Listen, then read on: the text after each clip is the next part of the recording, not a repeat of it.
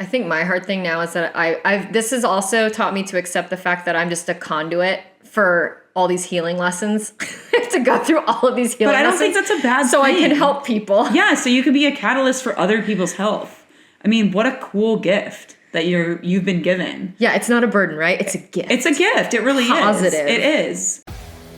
Welcome to Beyond the Reps, where we talk about all things your physical therapist and trainer forgot to tell you. I'm one of your hosts, Whitney Stevenson. I am a gym owner, a celebrity trainer, and a personal training coach.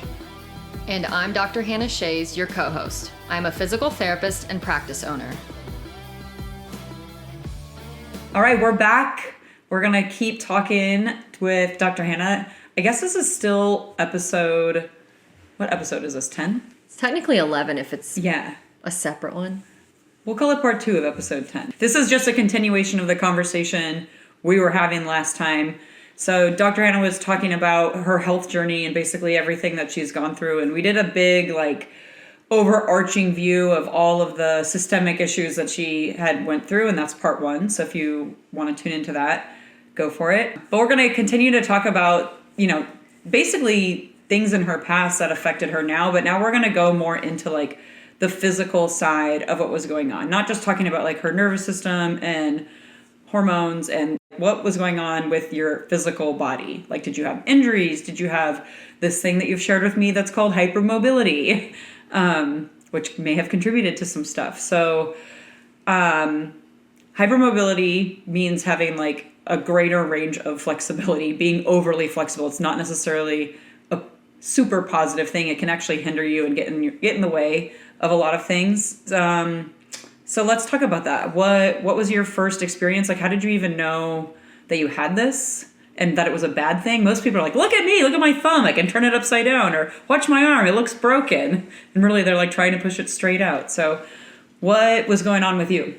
It's funny. I didn't realize you were going to ask me that question, but now I'm thinking about when I realized it, and it was when I would raise my hand in school. If I was like, oh, I know the answer to this, I'd raise my hand, you can see me, no one else can see me, and my elbow would pop out. It would just stick out. Did you hear it? No, it would just see how it's popping out like that.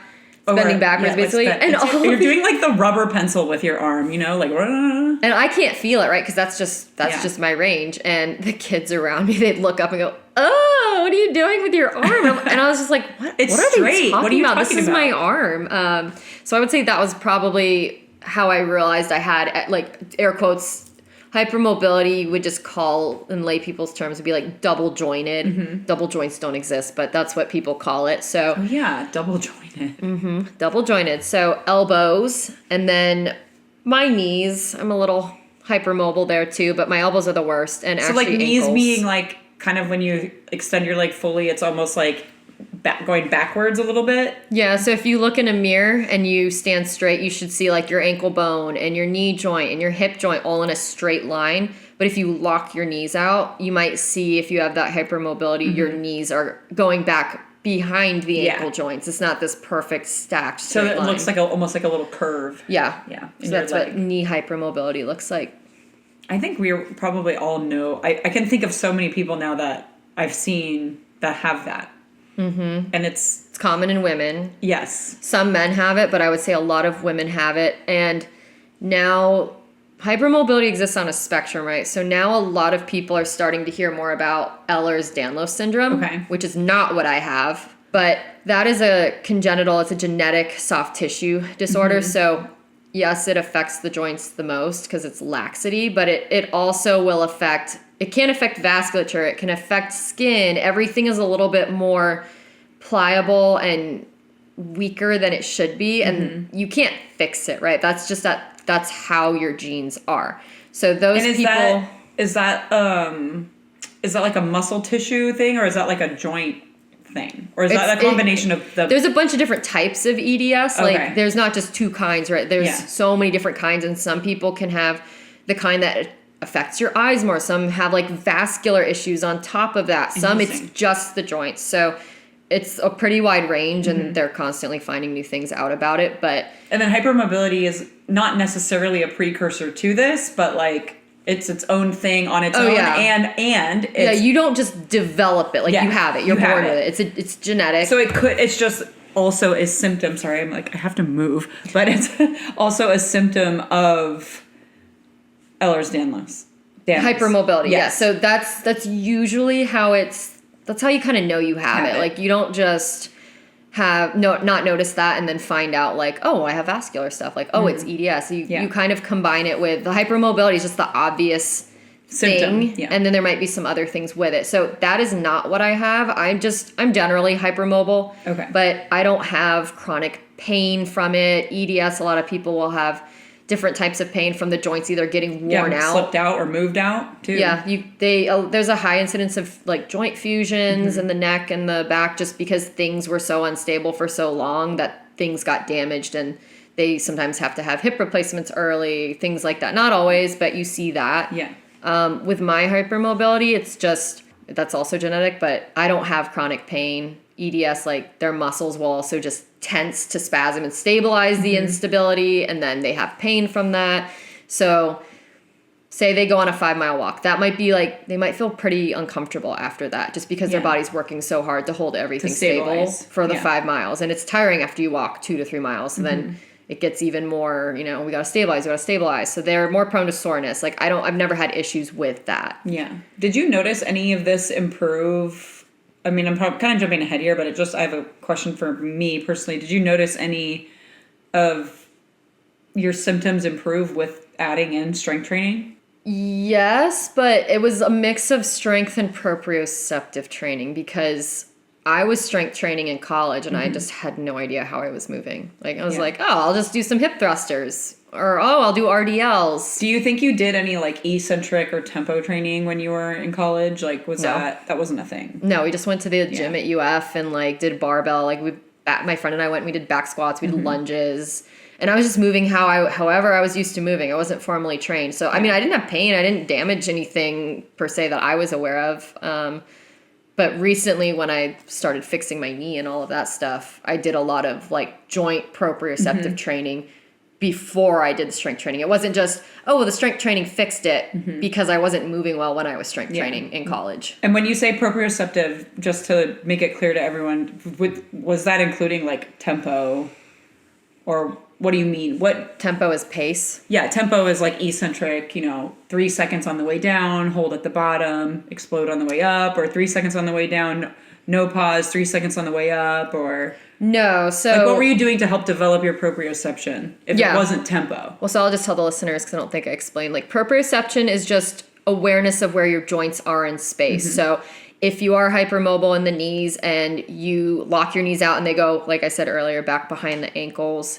You're not, and you don't feel it. You're not aware of it. You're just like, I'm just standing straight. You feel like when you gave your raising the hand example, like you thought your arm was straight and really it looked like a broken tree branch. It was past straight. It was like negative 10 degrees actually, extra 10 degrees. So yes, improving your awareness of where your joints are in space is, you can do that even if you're hypermobile. Just because I have 10 extra degrees in my knees doesn't mean that's good for me to go there. It's not like, Hannah's body just goes there, so that's fine. She can do that and other people can't. Over time, I'm going to wear away at the joints. So that's why proprioceptive training is important, so that I can learn where straight really is, so that I keep my body in alignment and don't create compensations in other muscles. But I didn't do any tempo training, though eccentrics are really good for hypermobility. Yeah. I didn't personally do that in college or anything when I strength trained. Yeah. Now I do it. Yeah. I think there's something to be said for a balance of training for like sport specific, because having some of that hypermobility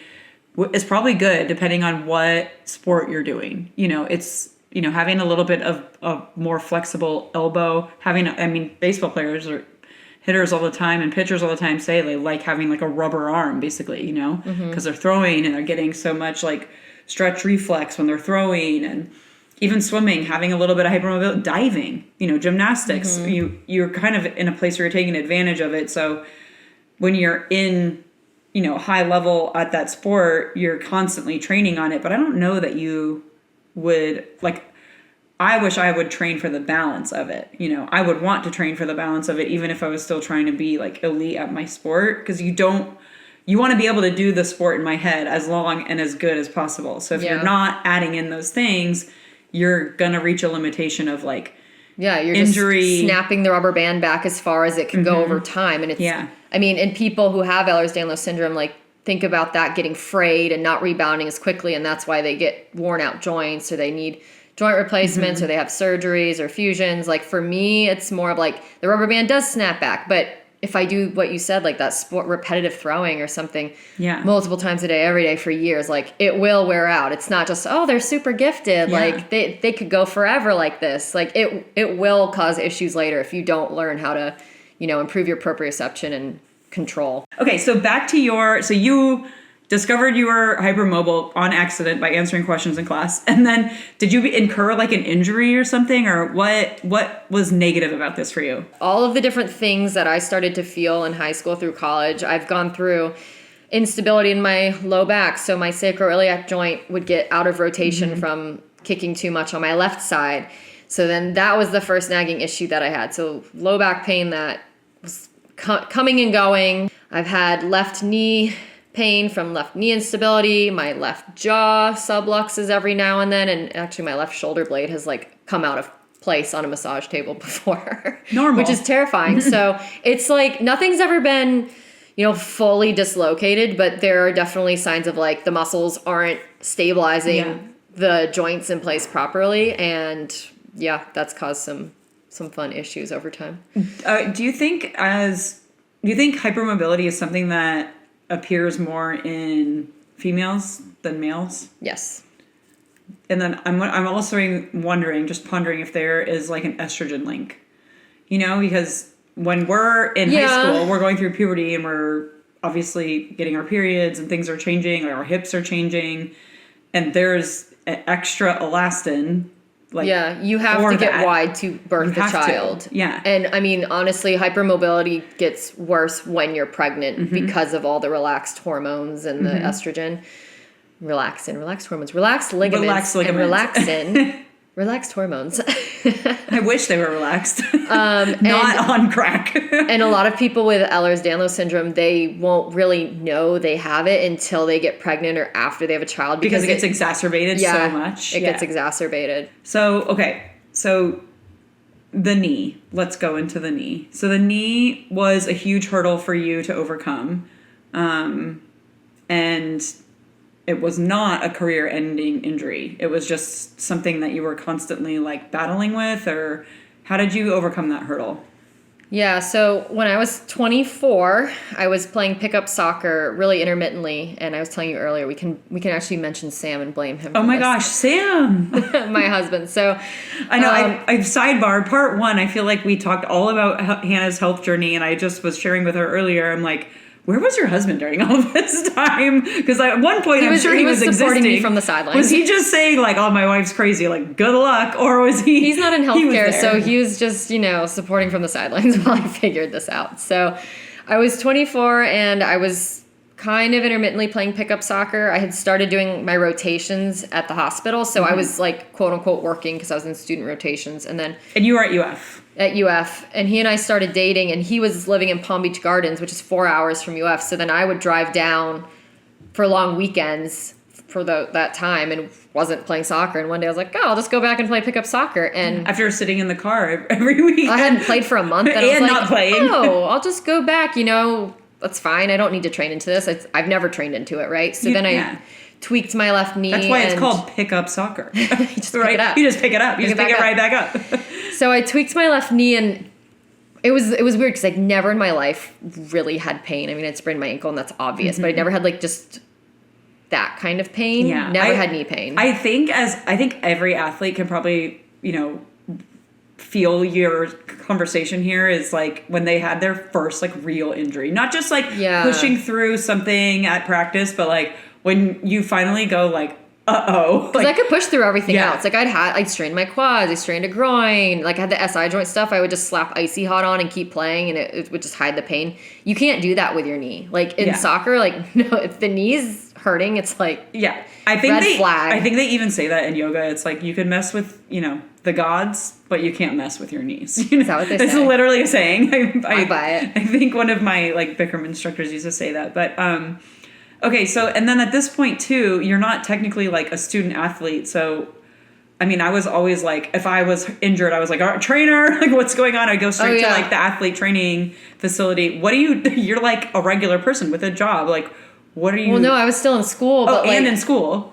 It was like a fake unpaid job as my school rotation. That means, so this is actually part of the problem. So I was in physical therapy school. So I don't know what my mental block was, but I was like, oh, like, I'll just figure this out, or at some point, I'll self-diagnose. I can't even remember. I thought maybe like it would just, I think I thought it would go away because things usually just went away. Yeah, everything used to. And I didn't know what it was, but I knew I didn't blow my knee out. It was not a traumatic injury. I just tweaked it doing like a cut plant. And it was like, oh, that's weird. And then I took a break, and then I tried to go back in. I was like, this is not happening today. So I called it. I went back home, and then I don't know. It was just aggravated every time I did soccer. So I could have used my parents' insurance to go. I was on their insurance still, but I think I just literally didn't have time. I think I had to go to the clinic and shadow the therapist. Okay. And then I was driving to see Sam. So I was like, when am I going to have time to go to therapy? So I think I just didn't have time, and I thought it would just get better because I was 24. And it didn't. Like all of like the people that you want to treat now right? are like, I don't have time, and I just like, I can't figure out how to make a physical therapy work. And like, even though as a student, it was, I don't know, I think it was more like, I should be able to figure this out, maybe. But like, they don't teach you how to really figure anything out in school. They teach you how to pass a test. Yeah. And then sometimes you learn stuff if you're on good rotations. But I was at the hospital at this time, so we were not doing orthopedics. But I could diagnose it as a PT student. I just couldn't do anything about it. It was it was patellofemoral pain syndrome, which is caused by knee maltracking. So my kneecap was not tracking smoothly in the joint. It was kind of going off to the side, probably because I'm hypermobile. And, I don't know why it took until that moment to kind of happen, but it could have been time out of the cleat enough to like develop a different movement pattern, and then back in the cleat, and then I think something wasn't stabilized when I did the cut plant, and it shifted out of place and it tweaked it, and then my body was like, oh, pain, oh no. And then I think my medial quad got inhibited, and then it just wasn't stabilizing it properly because nothing really was the same after that. It did not get better. And then sitting in class with like, on an airplane or in a car, like 90-degree angle, it's called theater sign. So like your knee, it's a classic patellofemoral pain syndrome symptom. So your knee just feels like really achy after being bent for like 30 minutes to 2 hours, and you'll feel like, oh my God, I need to straighten my knee because of all this pressure from the fluid. And you go to straighten it, and it lets out like this big cracking sound, and it hurts, but then it feels better. That sounds insane. I don't like when my knees crack. It wasn't fun. So that happened. That was actually my right. You know what? I had left knee pain, but that started in my right knee. So it would like switch knees. It was never both knees at the same time. So you had maltracking on both sides. It was maybe.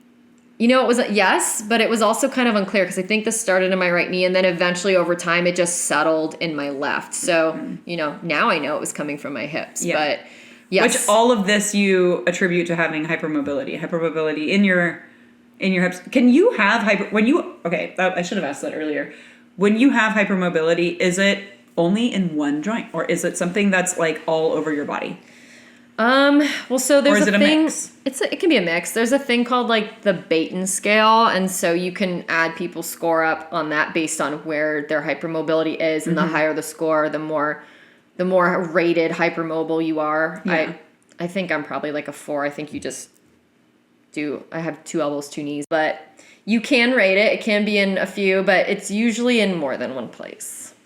Usually. Okay, so you're in school, you've diagnosed did you like, were you healing this? Did this ever come to like a healing point for you where you were able to like, I don't know, not feel your knee?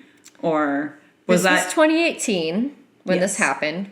And I mean, you were in school summer semester. Like we were just in school in rotations. I had to move to Tampa to do a rotation, and I was doing 12-hour days, and then I moved up to South Carolina and the same thing. And so there wasn't anywhere where I could go, and at the time I didn't really have time to do anything. Like I wasn't going to a gym. I wasn't a gym member. So for me, what it impacted was I just couldn't really go on runs, which is what I liked to do. And at that point, I finally made my way to an outpatient sports rotation in Tampa, which I really enjoyed. And I saw a few patients there. They were not my patients. I would just see other therapists had them. They had been working with them for their knee pain. There was this one specific patient who had maltracking in her knee And I went over to just ask her how it had been going because it was a busy clinic. And she just was not progressing well. And she used to be active. She wasn't like, this unwell patient. She used to be active and run. She used to play soccer.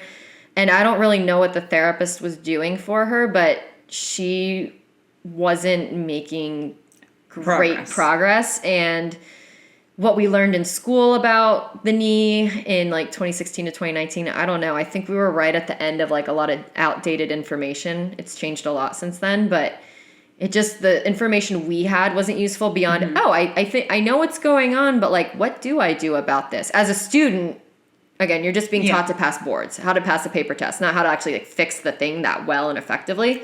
And then I saw it in real life, not really being very effectively addressed. And so then I thought, oh, well, maybe this is just my new normal. And eventually, like I would go weightlifting and that eventually started to bother me. So we started not being able to play soccer, but I could run. And then all of a sudden I couldn't run, but I could weightlift. And all of a sudden I couldn't really weightlift. So the problem was kind of progressing with how you were trying to evolve like fitness to accommodate it. And then the problem just kept kind of rearing its head. Well, it was like, I had kind of weightlifted before, but it was just like, all of a sudden I kept having to take stuff that I could default to away until I was just doing functional stuff like going upstairs, and even that bothered me. So it was like going from high level athletics to not being able to do that, to not being able to do recreational running, to not being able to do recreational weightlifting, to not even being able to just do normal functional stuff without knee pain. Right. Like just being an average person and I had knee pain. And NARP. It was, yeah. Is that what is it? NARP. It's a non-athlete regular person. Is that a college term? Honestly, to be fair, that was probably after my time. I'm an old college athlete. I don't know NARP. But NARP was a thing. Was a non-athlete regular person. But yes, you're getting all these things like you're getting, everything stripped away, and then you're getting even just the basics stripped away. Yeah, and it was like I don't even have an identity now because just being a NARP. Yeah. And having pain, like, that's not, I've never had that. Like, what's going on? And it was, when I worked in the hospital at the time, it was like, if I had to squat down to, like, help someone with their wheelchair legs, I would get, like, a pain sometimes. Like, actually, I need to get into the wheelchair. Not that bad. But it was just, like, I can't even do the stuff that I enjoy doing to de-stress and all of this stuff. So, from pretty much 2018 to, like, 2022, I loved going to Orange Theory. I couldn't do that anymore. Yeah. And then they were like, physical pain. Well, we'll just modify. Oh, you can get on the elliptical. Oh, well, you don't have to do lunges, but you could do this instead. And it's like, no, but I like doing lunges. Like, I can't even do like the stuff that I like to do. So yeah, it sucked. It kind of sent me into like, just this like, this hole of who am I? Yeah. I can't even do the stuff I want to do. So I picked up yoga. I was like, I guess I'll do like power yoga. Why not? I can't. I can do arms and core. I'm already hypermobile. I'm gonna go into a thing where I can be extra hypermobile.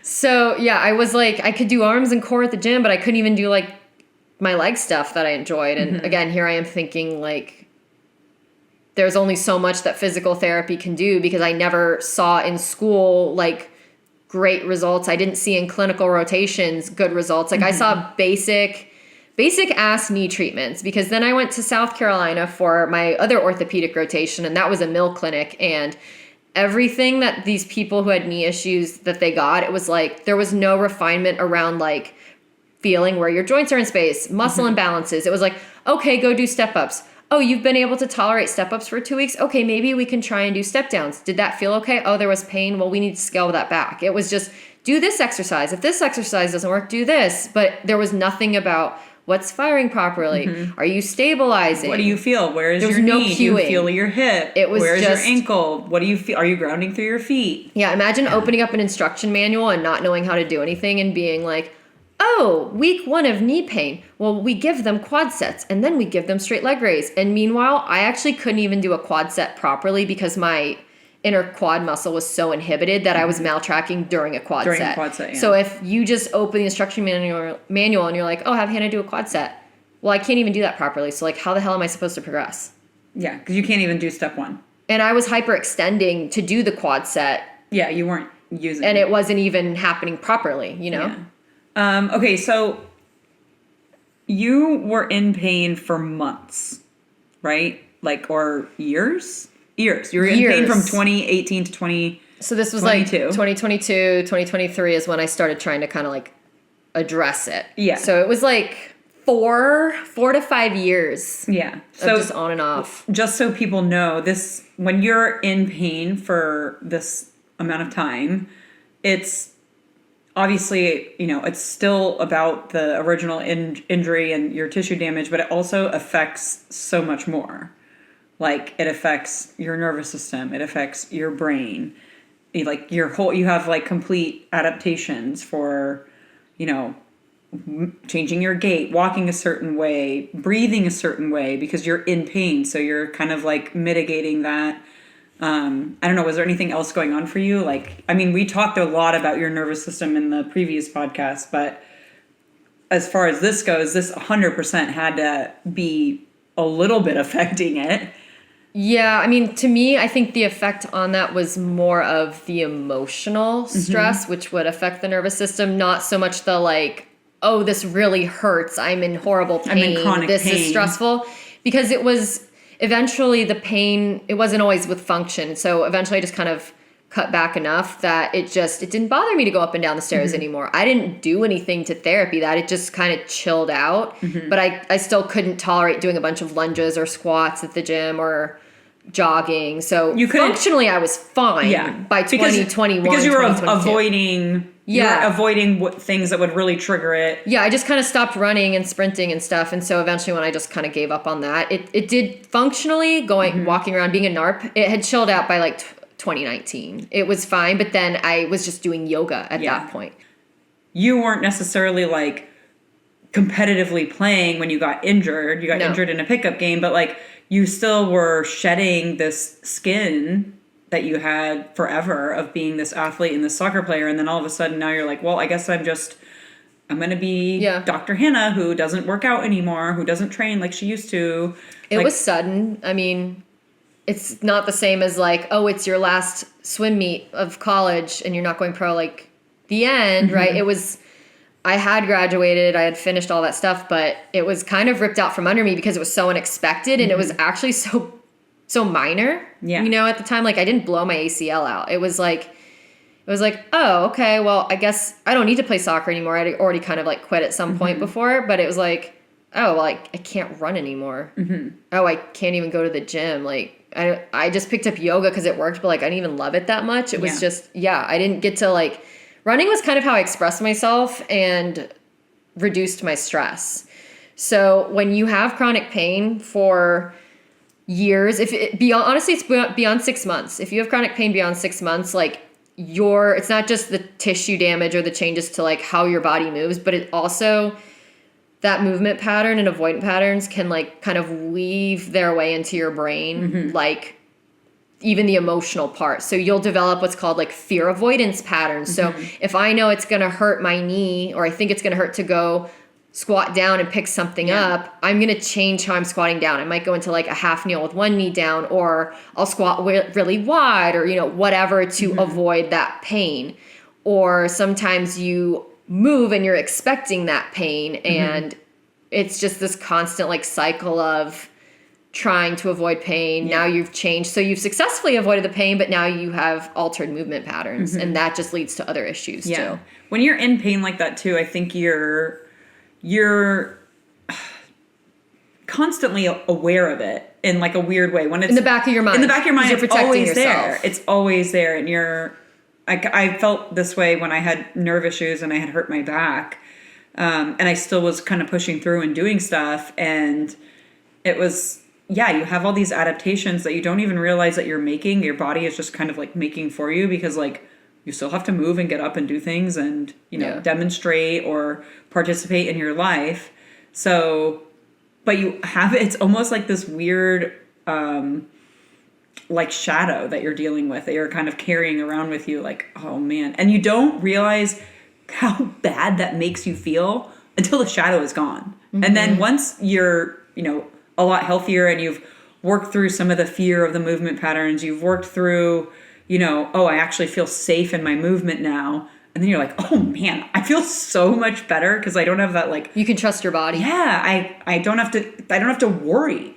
And then like even when But you have to unlearn that. It's not just, yeah, you have to unlearn worrying. That's like the therapy with that is like twofold, because you have to learn the proper movement pattern. You're re-educating your body and improving your joint awareness, the proprioception, like muscle balancing. But then you also have to do the emotional and mental therapy too, because you have to teach yourself it's actually okay and it doesn't hurt to go down the step this way and carry this weight. But it's not just a one time like, oh, it didn't hurt, it's better, and the pattern disappears. Like, you're constantly working at it, because by the 10th rep, you might get tired and it might trigger something. I mean, for me, when I was like rehabbing myself, I decided to like join this all levels, air quotes, run club. And, you know, it's walk, run, all levels. And I was like, oh, well, if I'm rehabbing myself and I'm getting back into running, like, I'll use this as a way to rehab. And I get there, and the people, they were so nice, but they were all like, I mean, the people were like 60 or 70. They were all like triathletes. They were like decorated marathon runners. And they were like, okay, guys, so the warm-up is going to be a 2-mile run, and then we're going to do a bunch of 600s, and then we're going to run back to 2 miles. Sounds like only expert level, actually, not all levels. So because I was, it was my first one, I was competitive, and I had rehabbed a little bit to run, I was like, you know what, I'm not going to fall behind. I'll just try and like keep pace. And I went past my training load because it wasn't the right environment for me mentally. And so I had not trained myself to run beyond 1.5 miles, stabilizing the knee and everything. And so I went to like 2, and pretty much right when I hit 2, I felt that instability, like icky pain under my left kneecap, and the fear avoidant pattern had been re-triggered in my brain. It was like, oh no, that hurts. Like, shut the muscles off, reroute the nerves to these muscles. And my inner quad got inhibited all over again. And it took me like 2 weeks to turn it back on. Yeah. Like manually. And then also I have a stim kit. I have an electrical neuromuscular stimulation kit. And I was using that. And even that, sometimes my brain was like, nope, it's not safe to use that. Yeah. It's not safe to use that because the knee's too much injured. Contraction. Turn that muscle off. We're not ready to use that muscle again. So like for me, my biggest struggle was being impatient and not trying to, I wanted to get back to, I loved running. I wanted to get back to it. And so I needed to put myself in like a mentally healthy environment, which was not competing, and just like letting myself feel my body and be like, oh, I ran 0.8 miles with no pain. I need to stop now so that my tissues can adapt and I can get stronger. But that pattern, like for me, it was so ingrained. The moment something, air quotes, unsafe happened, it triggered my brain to go back to like square one, like shut the muscles off, and then I'd have to no acknowledgement of the last, the months of progress, because it was that emotional mental component. Like this now if I trigger anything, I don't go to that place anymore because I've like built this safety net for months. I've changed that pattern in my brain, but it's crazy how much the brain can really change and also affect you positively or negatively. Sure. And actually I ended up not going to therapy for this, mental health therapy, not physical therapy. I went to mental health therapy when I started my business just to make sure, everything was okay. We don't have panic attacks when we're going Which is full so time. funny because you're really caring about your business and like I'm not really caring about your body. But coincidentally, like you can't just dive into therapy and be like, okay, well, let's talk about your business. It's like, well, we have to talk about your childhood and your family and all of this. So it was like normal therapy to find out like, who is Hannah? What's going on? Why is she like this? And so after a few visits, like we got on this, I don't know, I think my topic I wanted to talk about was my knee and like that identity loss. And I hadn't really explored that. I had just buried it because it was 2018 and then I was busy. I had to graduate. I was dating Sam. Like that was new. I just kind of distracted myself with other things. And then I got a job and then COVID hit and then you just bury everything because you're like fearful. People are angry. You're stressed out. And you're like, how am I going to run a business? How am I going to do life with this thing going on? So I had a lot of that stuff just buried and I hadn't really even thought about or given it space. And so we actually did talk about the knee and like that kind of thing at some point. And because I'd never processed the identity loss, like I finally did in that session. I cried. I had an emotional release. And I feel like my therapist was like, well, why have you tried to just be the one to fix this? Like, why haven't you asked for someone else's help? And I was like, because I'm a PT and I don't want other PTs to judge me and think I'm a dumbass. And she was like, But they wouldn't. Like, Yeah. therapists have therapists and dentists have dentists. Yeah. Coaches have coaches. Good coaches have coaches. Yeah. And so I think for me, like, that release in that session, it moved like this energetic block. Yeah. I was just blocking myself from helping myself. I was just trying to do it all on my own. Yeah. And I was like, I had joined that run club and I kind of relapsed with that. And I just felt like I was hitting a wall with that kind of stuff. And so I finally was like, okay, I'll schedule a second opinion with someone, with another local therapist. So I think that was really what was holding me back was, you know, since 2018, it was like all the things I'd seen in school and the rotations, I just didn't think that my knee would get any better. And if I couldn't fix it, I wasn't sure if it could be fixed. It's so crazy how, you know, the conversation, you know, really the quiet conversation that you have with yourself is so powerful. Like, no matter what direction, like, you're taking it in. Like, it could be something negative, it could be something positive. If you believe it'll get better, it will. And I low-key, at the end of the day, like, deep down, and I wouldn't admit it, I didn't think that it would or could get better. And so I actually manifested that by getting in my own way and just, like, letting that belief persist, and it wasn't getting better. Yeah.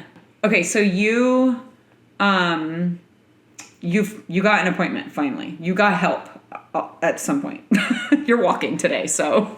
Well, so I'll put air quotes helped. Yeah. So I think the most important thing was that therapy session helped me remove the block to then, like, accept that I can do, it was empowering. I can do something about this. I will schedule this appointment. I finally did that. So I went. It also kind of removed that, like, fixed mindset of just because I'm asking for help doesn't mean I'm an idiot. Exactly. Or doesn't mean I can't do it. There's a lot of fixed mindset work that I've done with people in the gym, because they're like, well, I can't do a pull-up, I'll never be able to do it. And I'm like, well, you can't do it today. No, but we can get there. And then you progress and work towards it. And you need a coach or a mentor. Well, I'm laughing as you say there. that, because you're right. But also, in the twist in my story is, yes, I sought help, but at the end of the day, like, I didn't go back, and I still ended up fixing it myself. But you learned, right? Not from this one, but it was like the lesson I needed was just to be open to getting help. And even if it did end up coming from myself, I think it was more of like this interesting kind of It got you to that. It was like you to that. If you didn't go to this and not get the help you needed, it wouldn't. I don't think I would have gotten. I think it put me on the path to still fixing myself, but by asking someone else for help, it just, I don't know, it was like a lesson I had to learn maybe. But I went 3 times. It was validating because to me, I was like, I don't want to think I'm an idiot because I couldn't figure it out. And he more or less agreed with me on the eval, like, yeah, your quad is inhibited. It's not firing completely properly. But the eval was honestly not very root cause based. I think my hypermobility was pretty much overlooked. And I don't want to knock, like, male therapists or anything, but I think female therapists, there's just more hypermobility awareness with the female population, and I feel like female therapists maybe see that more. Yeah. And well, they have the actual physical experience of having it, probably. Yeah. Or feeling, hypermobility, or feeling the estrogen dump from having, kids or whatever, where your body is changing and having that. So yeah, they would be a little bit more relatable. Well, and for me, I told him what I thought was going on, and he validated that, and he also kind of just ran with it. And I feel like what ended up being overlooked on my end and then on his end that I found out later was more of my impaired awareness of, like, how I was standing on my feet. Not just like, oh, your hips are weak, oh, your quad's inhibited. It's like, oh, my hypermobile feet and ankles, like, he did not address or even talk about arch. No, I didn't talk about any of that. It was just like, oh, your knee collapses in when you do a single leg sit to stand. Well, just push your knee out more. Yeah. Like, that's not really the cue that worked for me. Working because I'm hypermobile, and I was collapsing in, and it was causing, like, this issue up the chain. So the other thing I told you, this happened like a while ago, but he told me, like, oh, you're really flexible, so maybe you shouldn't do yoga. And I was just like, dude, you can do yoga if you're hypermobile. You just have to know your joints limits. Yeah. It is perfectly safe if you know your joints limits. Yeah. So, and if you have proprioception and you can feel that your body is, like, dumping into a joint or dumping into a pose versus, like, being very active and, like, stacked or put together or, you know, grounded in a pose. Yeah, I think for me what was missing from it too was more of, oh, this is knee pain and this is usually what the deficits people have. Well, let's do this versus, oh, you have a hip, like you're hypermobile. Look at how you're standing. Look at what your foot's doing when you do this. Do you feel your hip? None of that was really going on. So I didn't get any long-term results that I was hoping for. Like, yeah, I would leave and the quad would fire a little bit better. And then I would go and do something and then the quad would inhibit itself because I would trigger that pattern in my brain again. And so I didn't go back. I didn't feel like it was worth the money to just keep going back. But I felt like I was proud of myself for getting help. And then I thought, you know what? I'm still going to have to figure this out myself. But this time I was like, I think my mindset had shifted where I removed that deep down feeling where I was like, I don't think I can get better. Like that was gone. So I just went pedal to the metal and I was like, I'm going to figure this out because clearly like PT school, the learnings were not relevant to what I needed. I didn't see any of that in my clinical rotations. And even like seeing someone in today's age, this was 2023 when I did this. So it didn't work. So you had already kind of come through the other part of your journey at this point.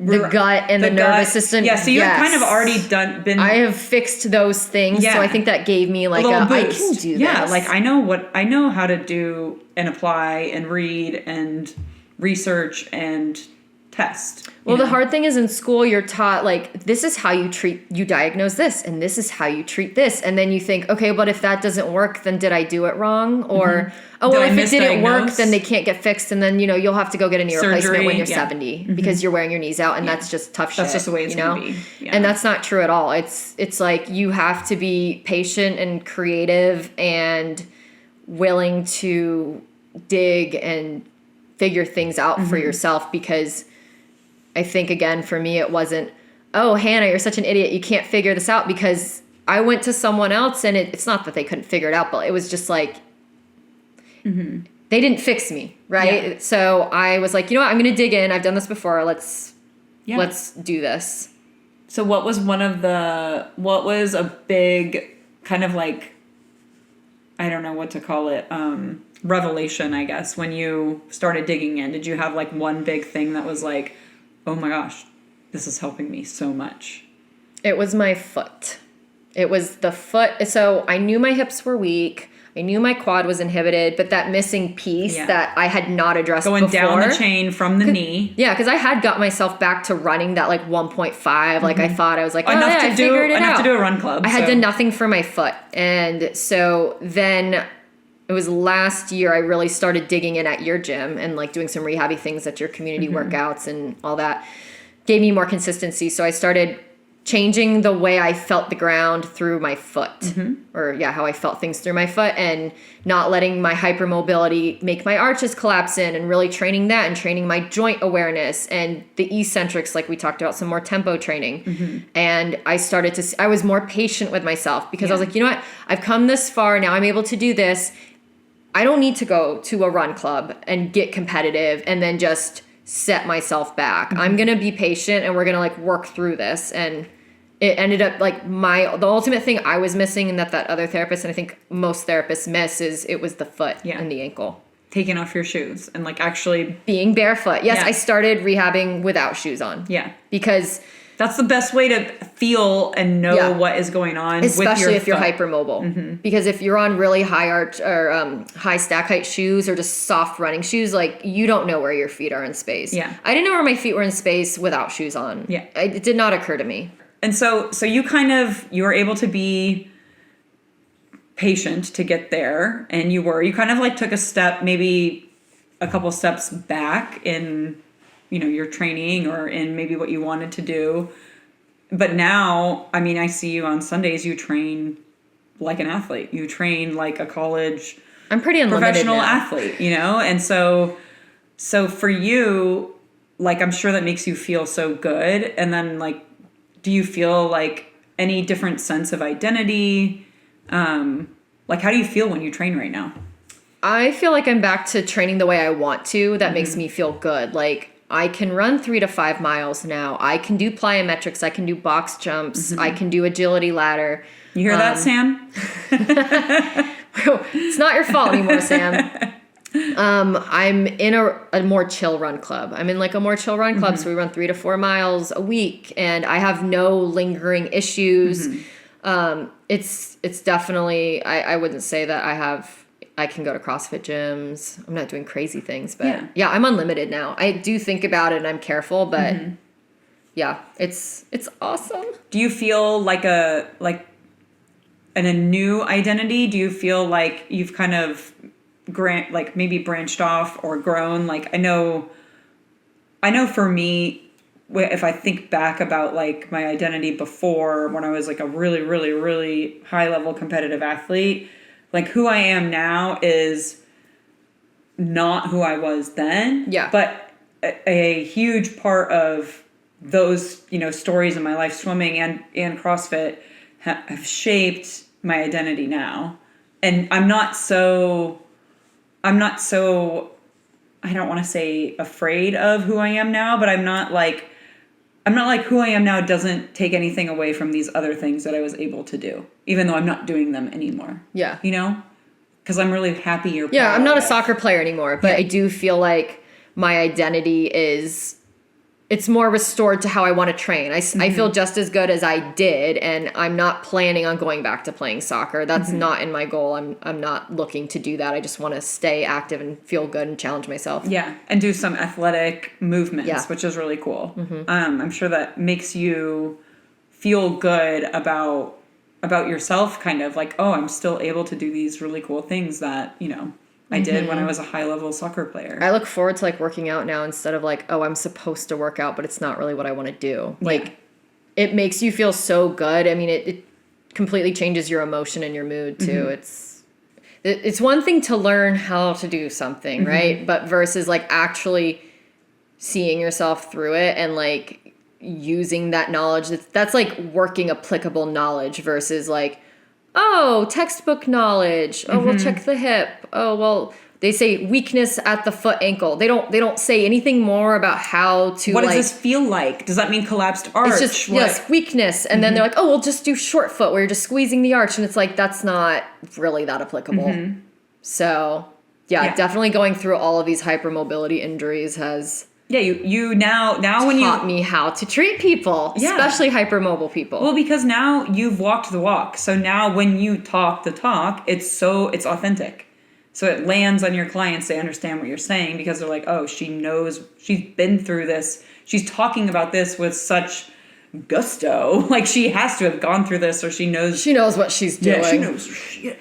And the moral of the story, too, people, if you're listening, is we don't have any morals here. Do not wait until it's been 6+ months to get help, because that is around the time that the weeds start growing in your brain with the change in the patterns and the fear avoidance, and it's a lot stickier to address, and it takes a little bit longer. So if you feel something, come before 6 months, you'll get better quicker. Yeah, definitely. And like, don't wait 4 years like I did. Yeah, like so terrible. Well, so speaking of things that are all connected, I know you've had jaw issues and rehab. I have jaw issues also, but what was this connection to finding out there was stuff going on with your jaw? Was that like a connection? Was that like a pelvic connection that you made? What was that process like? How did you go from foot back up top here? I know, because that's the next thing I did. So I've never had jaw pain, even though I have an unstable left jaw.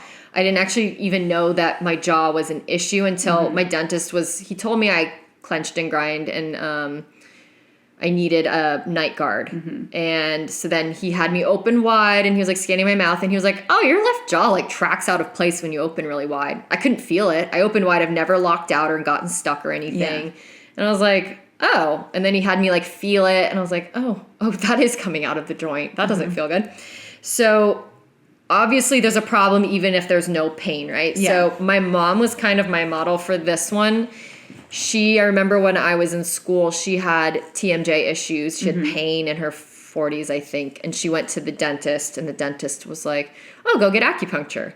So she went and got acupuncture and it helped. And the end, right? She sailed off into the sunset, never felt pain again. No, I think that's wrong. That's everyone's story with TMJD, right? Wrong. It did help though. And then a few years later, the pain comes back as it does. And she had moved at that point. So she went to a different acupuncturist. And actually that acupuncturist told her, you have a tongue tie. So she told me that. And then I knew I was in PT at that point. I was like, a tongue tie. So then I looked in the mirror and I looked into it. And I was like, I think I have a tongue tie. And I began to realize that because my tongue was restricted by the fascia, the tie, I wasn't able to fully, move my tongue to around my molars, between my molars and my cheek to reach pocketed food. So what I would do is if my tongue couldn't reach where it needed to in my mouth, I would move my jaw to get it out. Moving my jaw around to help the tongue because the tongue sits in the lower mandible. And I was I'm already hypermobile. And then my left joint, I was just, I think, slowly reaching to the end range. And then I just, the joint would just kind of come out of place a little bit. And I didn't feel it or anything, but yeah, I was basically cheating, using my jaw to move my tongue around. Because you didn't have the mobility in your tongue. Because the tongue was restricted. Just explain what the tie is for people. Because honestly, tongue ties are, they can prevent, they can cause gas in babies because they can prevent the baby from latching fully and breastfeeding and cause air bubbles. And the tongue tie is kind of, it's an important thing, and people don't always even know what to look for because they don't even know what it is. Well, and it's becoming people have kind of known about it, but that's usually when it's really severe and there's a speech impediment or whatever. And now it's getting all this hype because I think, the internet, social media, and mom groups. So a lot of people think about it as it will get diagnosed when you're a baby. And if it doesn't and you're an adult and you don't have a lisp, then you don't have a tongue tie because you seem fine.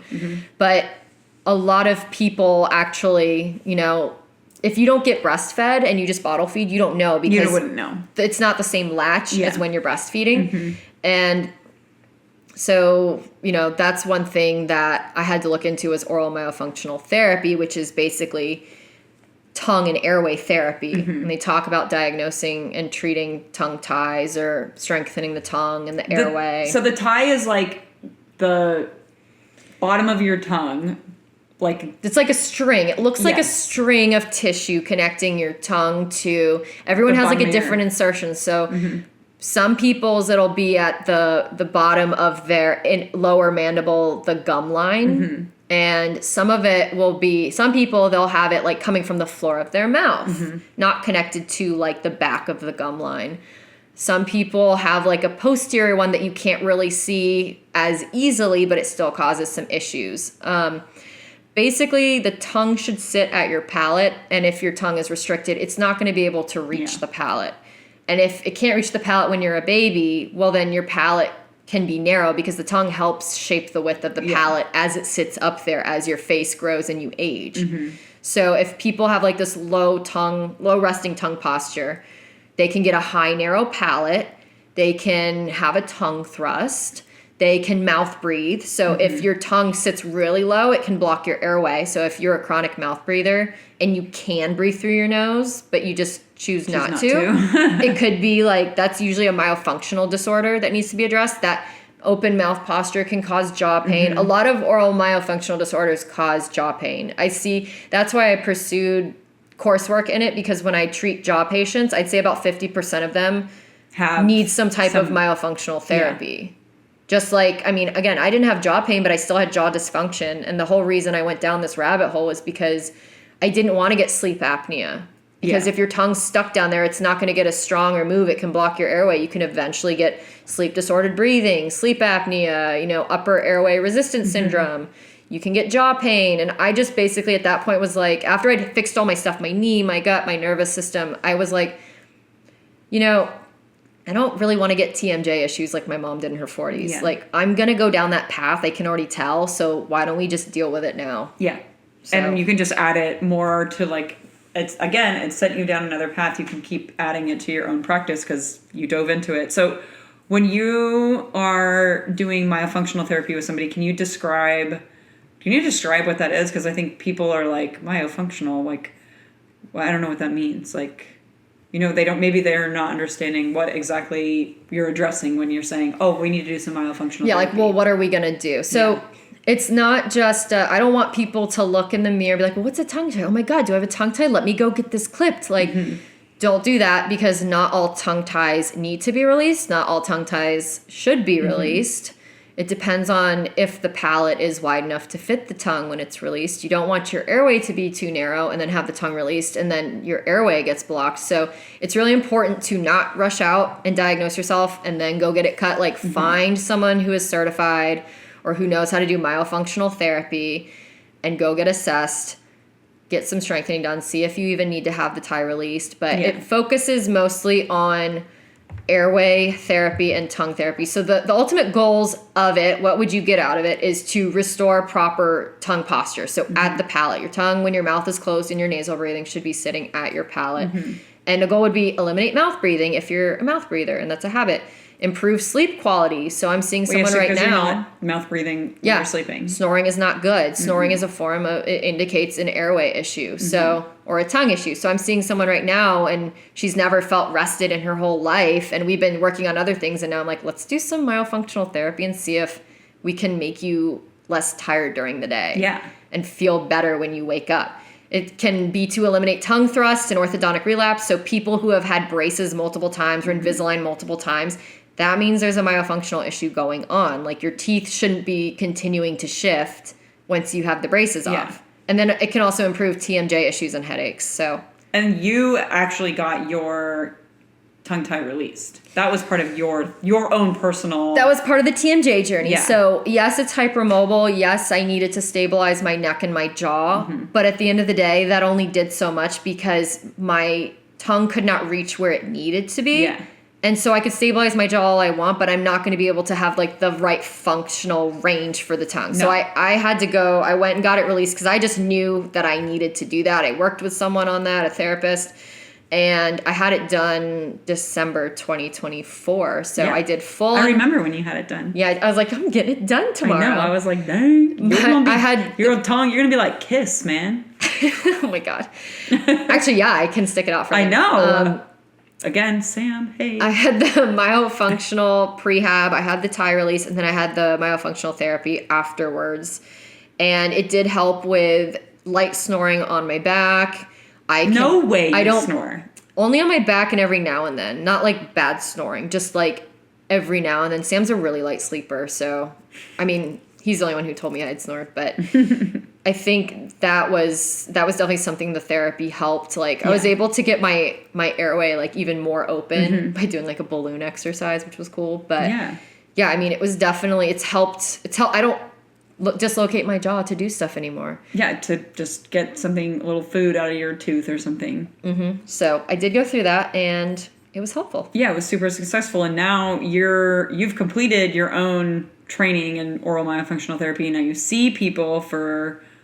I mean, you just said you see people for oral myofunctional therapy too. So that's like, it's just another kind of like feather in your cap and another thing that you can add to really treating holistically everyone, like the whole package. Like, I know you don't stop until you really can find the root cause of something. So being able to address how somebody's breathing. That is like the ultimate root cause of like so many people with jaw pain. Like, you're grinding at night.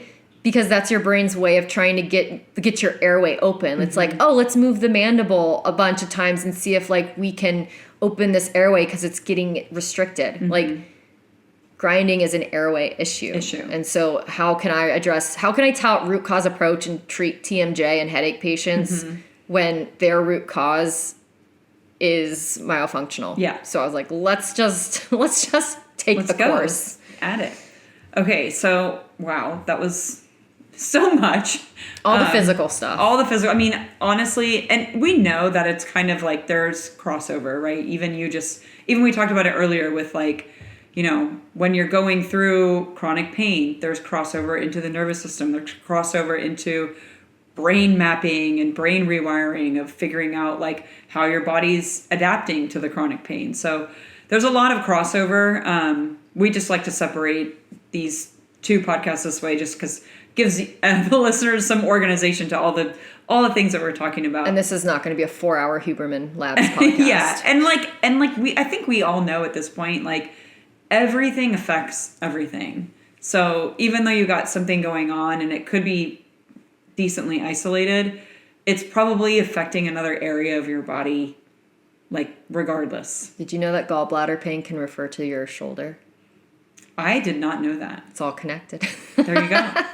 I did know symptoms of a heart attack are, pain in your left arm. So, there's stuff like that we, your body is constantly trying to be a guide for you. And it's usually us that we are not listening or paying enough attention to. We're just so deconditioned from listening to ourselves. We are. All right. So what did we cover today? We did your knee. We did back and hip. We did jaw. We did tongue tie. We did hypermobility. We did... last episode. Yeah. Last episode we did migraines. We did sensitivity. We did rosacea. We did gut imbalances. Endometriosis. Adrenal burnout. Abdominal surgery. Mental blocks.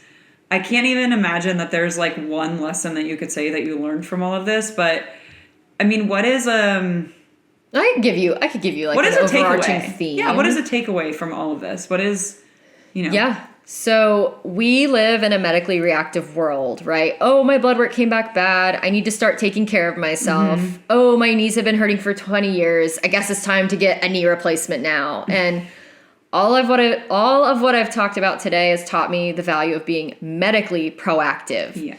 So now that's what I spend my money on. I spend my money on yoga, Pilates, acupuncture, workouts, healthy, well-sourced foods, and like air quotes, extra lab work. Getting your tongue untied. And that too.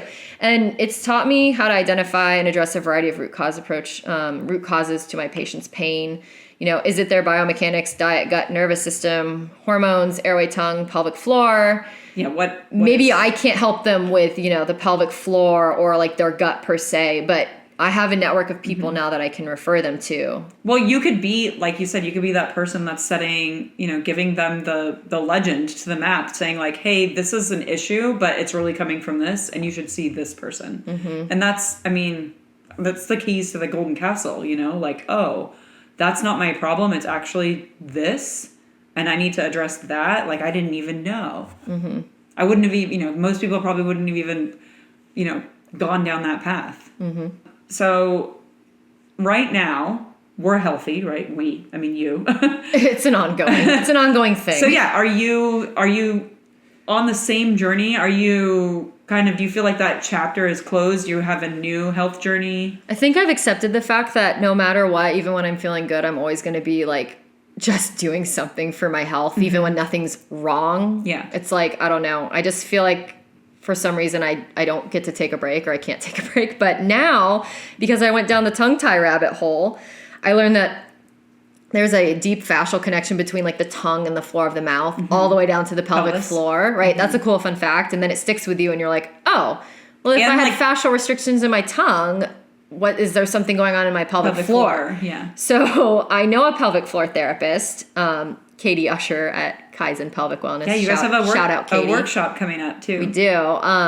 But she and I have been just like working together on different things. And I was like, let's do this preventively. Like, tell me if there's any underlying things, because, I had this tongue tie. Mm-hmm. I'm sure there's something underlying going on. Let's just do preventive wellness, because I am learning the lessons.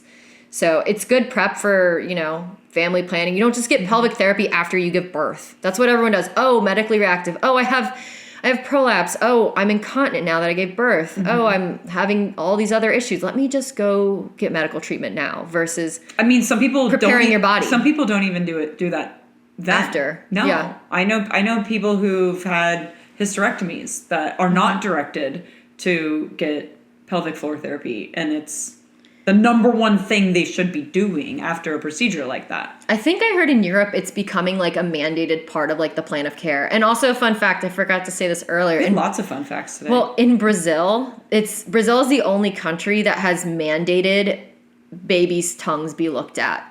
Interesting. Because like it affects your orofacial development, it affects everything. It's comorbidities, like people develop sleep apnea later. It just mitigates all this risk, because We should be medically proactive and not medically reactive. Reactive. I want to get pelvic therapy now to like have no issues when I choose to start a family. I don't want to have tearing. I don't want to have incontinence. Like, let's just take care of it now. It's an investment. So you've done this whole journey, and then you've accepted the fact that this is like an ongoing thing. This is kind of how you're authentically, living your life. You're taking care of your body, and you know that as you evolve and in the society that we are in, the way we work and, run our lives, that you're going to constantly be doing something to work on yourself.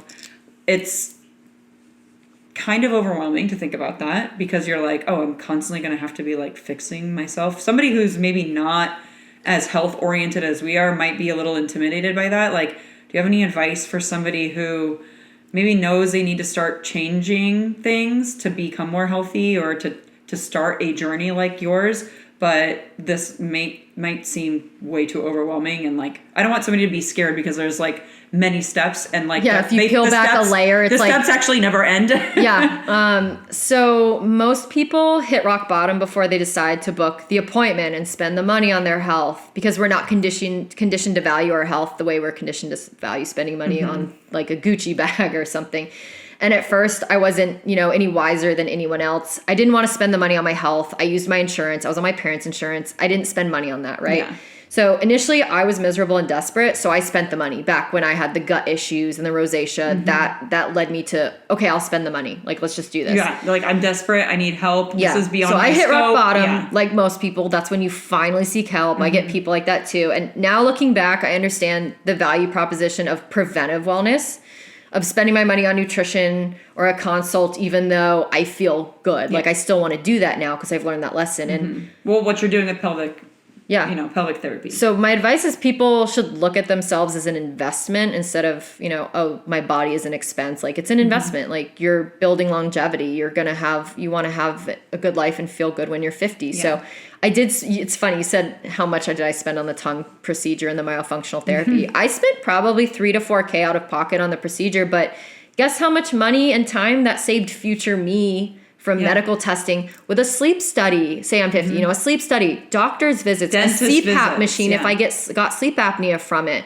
Botox for TMJ pain, et cetera. Like, another round of braces. Well, yeah, what would all of that have cost? Yeah. Or I look at the pelvic PT as an investment so that I don't, like I said earlier, I don't tear during birth. I don't have incontinence. Like, I don't need a surgery for mesh, like a mesh repair. It's a huge investment. So if you say you're not running anymore because you had knee pain like me, what could spending money on quality physical therapy get you running again mean, right? It's not just the mental and emotional wellness. It's, oh, my blood sugar is going to be in a better position. Because I'm able to be active. Yeah, maybe that's decreasing your risk of diabetes later. Your mood's improved, decreased risk of anxiety and depression, improved cardiovascular and cardiopulmonary function, reduced risk of cardiac issues. So it's not just like, oh, well, I just won't run anymore. I mean, it can benefit your overall health. So what inspires me now to continue is because I'm feeling good again. I want to think about how good I want to feel in 20, 30, 40 years.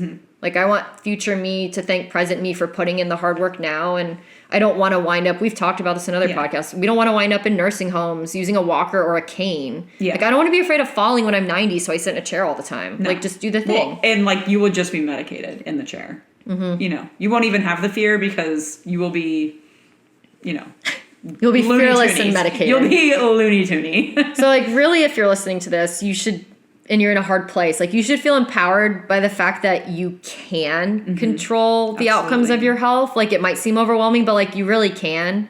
And step one is just scheduling the appointment with whichever provider or coach that would be on your side and your teammate, and like, be with you step by step and encourage you, because nobody is coming to save you. Your doctor is not going to come to save you.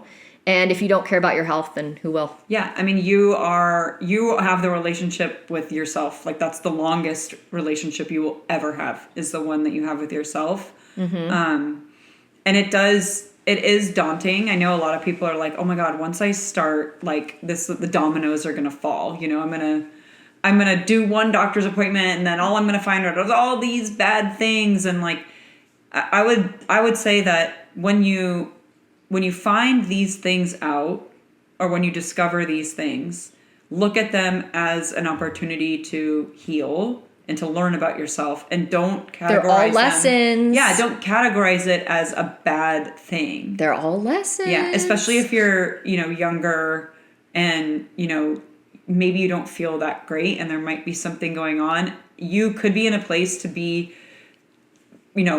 really stepping into preventative care and really doing yourself a huge favor by honoring that not feeling quite right thing and taking one step to acknowledge what that is. Down the road, 20 years from now, you could be saving your life.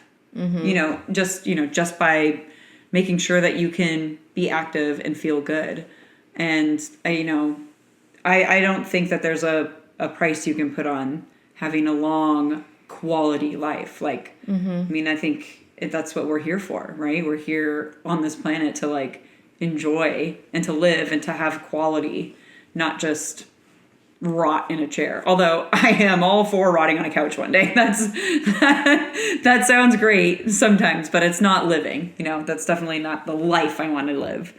All right. So big picture takeaways. You are a different person now. So this Hanna I'm speaking to and that I have gotten to know, if you put her up against 2017 Hanna, where are you now versus then? Energetically, you're you're older, but are you more energized because you've taken care of that? I don't know if you would have been able to tell the difference between talking to me right now and 2018 me when I was dealing with the knee stuff, and then maybe 2021 me because I was I was in the trenches with the eye stuff and put that on top of the knee stuff. That was not fun. So it's kind of when you were in the middle of your healing journey was probably your bottom. Yeah. Which is crazy. That's but probably also my rock bottom was 2021. Really good to think about and to talk about because healing, and we think, oh, we're healing, we're on our way up. And it's definitely not this linear progression that everyone thinks it is. Yeah. So just so you know, Hanna's bottom. It went down was literally from 2018. in the middle of her healing journey. It was 4 years after she began.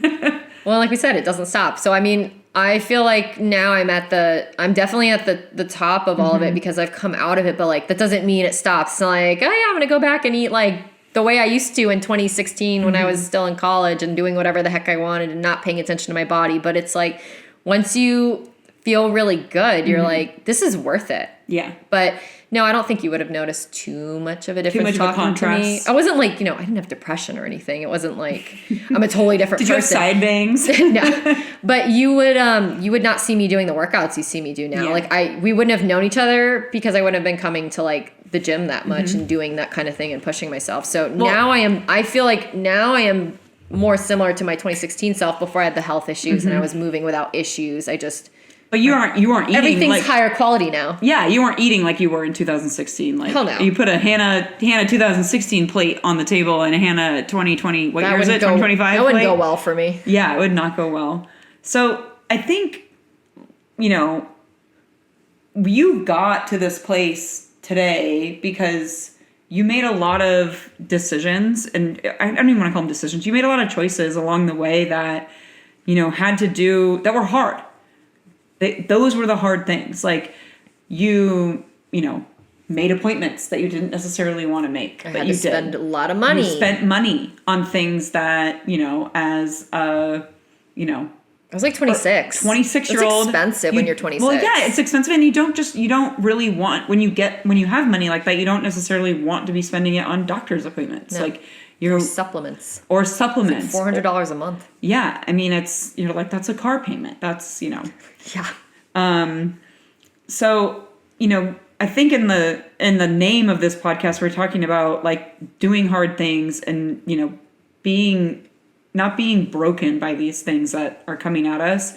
And the hard things in health aren't always this insane hard workout or these 75 days of, utter challenge. I think the hard things that we really do are actually small, and you have to be really consistent and you have to have intention by them. And, when you're trying to heal your gut, your hypermobility, your nervous system, your hormones. And for the record, I'm still hypermobile. We just improved my movement. I didn't heal it. Yeah. By healing, I mean like basically addressing it effectively. And I think you could say that with everything. You're learning how to deal with it, because even your gut, you can. It could all come back. It could come back. It's like we said, it's never linear, and it is that kind of daunting, never-ending staircase.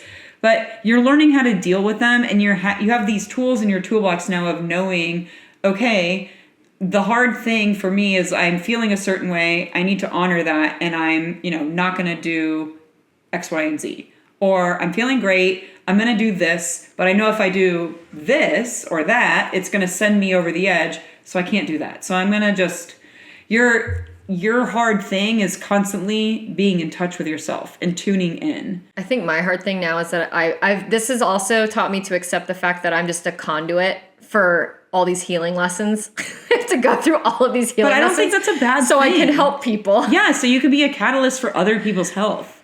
I mean, what a cool gift that you've been given. Yeah, it's not a burden, right? It's a gift. It's a gift. It really Positive. is. It is. I mean, I see it as a gift now. Before it was like, why is this happening? Mm-hmm. What is the lesson? Mm-hmm. And then, 2 years later, you look back at hindsight and you're like, oh my God, this changed my career. Mm-hmm. Okay, so I think we could close this chat with a nice little reflection. What hard thing are you willing to choose today that could actually make your life calmer? Are you asking me or the audience? Is this a whimsical question? No, I'm asking you. And if this was a thematic question? I'm asking you. To make my life calmer. Yeah, because we're both about to go. Side note, we both live in a very seasonal place. So Hannah and our work is about to get very busy. And my eyes are really big right now. And we both are in places where we can kind of keep each other accountable for keeping our nervous system at bay while still training hard and working hard. So that's why I'm asking you this question. You know what? I have an answer. Yeah. So what are you willing to choose today or consistently that would actually make your life calmer? Okay, so I'm going to say today instead of consistently because this is a one-time event. Okay. But you are supposed to come with me because we can hold each other accountable to the workshop, the breathwork workshop next week at Village Yoga. Okay. Awesome. So someone is running a breathwork workshop. It's 2 hours, and I actually signed up for it because I thought, transformational breath. It's amazing. October is kind of when everyone starts coming back and asking for lots and lots of appointments. So maybe I should just get ahead of it and do this thing for myself. I put on workshops, but I never go to anyone else's workshops. Yeah. So this is the first workshop that I'm actually going to that someone else is putting on. Awesome. And you're supposed to come with me now. Okay, I'll come. I'll answer the question too, and I just started doing this today, so it makes it kind of easy for me to answer. But one of the hard things that will be a hard thing for me is making a 5-minute time for myself that I need to intentionally breathe and relax and calm down. And I normally should do it right after I work out, because right after I work out, I'm a psycho. And I'm running around, I'm all high up on my adrenaline, and I'm coaching another person. So today, after I did my workout, I did my, walking, running, jogging, cool down thing. And then I laid on the floor and I found my Headspace app and I did 5 minutes of breath work. Guided breath work, because I'm not that psychotic. I need some help coaching me through the breath work. But that's my hard thing. I'm committed to adding that into my cool downs. I was a queen of warm-ups. Now I'm going to try to be the queen of cool downs too, and I add in a little bit of breath work. And I know I can already feel that it's making and going to make a difference in my healing journey, which, will be episode 495. Well, and then I'm going to take your question and close out by asking the audience. So this is, you don't answer it, you answer it to yourself, because we're not going to hear you. Write it in, please. You could write it in. Write it in. But what hard things are you willing to choose today that could actually make life softer, calmer, and I think more importantly, healthier? Yeah. So marinate on that a little bit and think about what you could do for yourself. Awesome. And we'll see you guys next time. If you're local to Jupiter, come see the space or shoot us a message, and remember to rate and subscribe to the podcast. We'll see you next time on Beyond the Reps, what your trainer and physical therapist forgot to tell you.